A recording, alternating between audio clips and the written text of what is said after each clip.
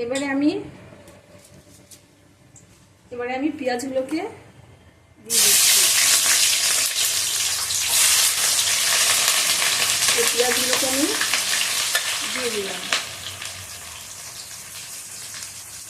আমার পেঁয়াজ দিয়ে রেডি।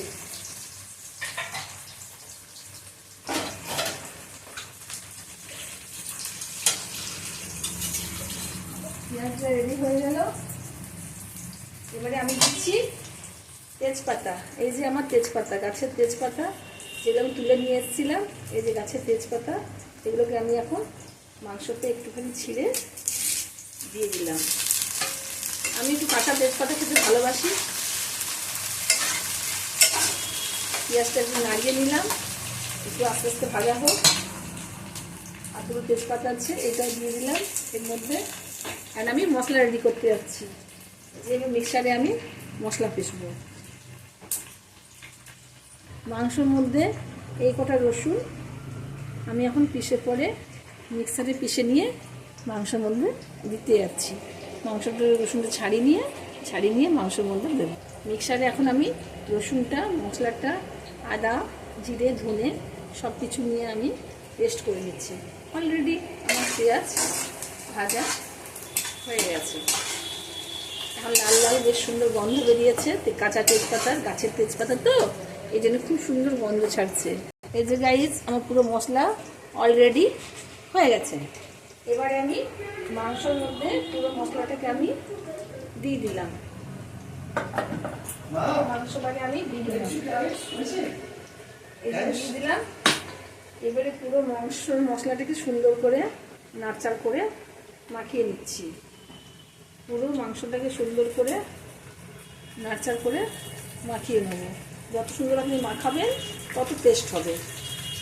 দেখুন আপনি এই যে কি সুন্দর করে মাংসটাকে আমি, এই যে আপনারা দেখুন পুরো মাংসটা সুন্দর করে আমি ম্যারিনেট করে নিলাম। এর মধ্যে সব মশলাগুলো দিয়ে, কাঁচা তেল দিয়ে, নুন দিয়ে সব মশলা ম্যারিনেট করে, গরম মশলা দিয়ে, শুকনো লঙ্কা করে, এই যে সব কিছু দিয়ে এখন আমি মাংসটাকে ম্যারিনেট করে নিলাম। দেখুন মাংসটা কি দারুণ দেখতে লাগছে, সেন্টটাও খুব সুন্দর বেরিয়েছে। আমি এখন কড়াইয়ের মধ্যে সব মাংসটাকে দিয়ে দিলাম। আমার পুরো মাংস ম্যারিনেট করা মাংস কড়াইয়ের মধ্যে চলে গেল।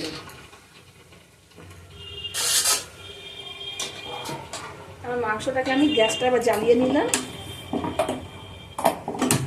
গ্যাসটা জ্বালিয়ে নিলাম। অলরেডি আমার সব মশলা মাখানো হয়ে গেছে। এবার পুরো মাংসটাকে আমি সুন্দর করে নাড়িয়ে নিচ্ছি।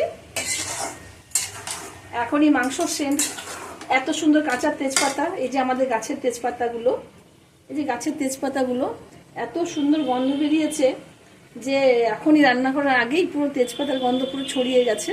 খুব সুন্দর লাগছে। আমাদের কাঁচা তেজপাতা দিয়ে আমি রান্না করি, আমার খুব ভালো লাগে। এই যে মাংসটা পুরো কষাবো। এবারে মাংসটা অলরেডি আমার কিছুক্ষণ হোক, তারপরে আমি জল দিয়ে এটা কষাবো একটুখানি।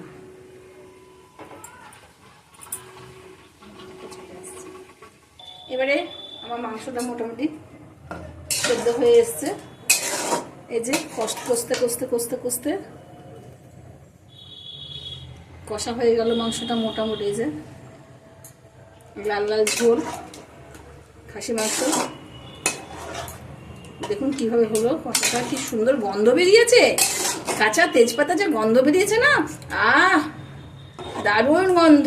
গরম মশলা, স্টার বিচ, আপনার তেজপাতা সব কিছু নিয়ে যা গন্ধ বেরিয়েছে না, মাংসের রং দেখুন লাল লাল ঝাল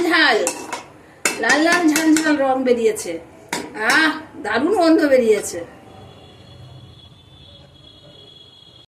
এই যে আমার লাল লাল ঝোল অলরেডি কমপ্লিট।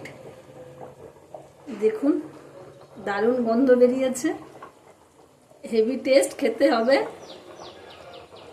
দেখুন আপনাদের যদি ভালো লাগে আপনারা তাহলে আমার কমেন্টে জানাবেন কেমন হয়েছে।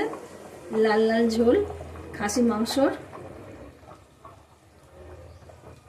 হেভি গন্ধ বেরিয়েছে, মনে হচ্ছে খুবই টেস্ট হবে।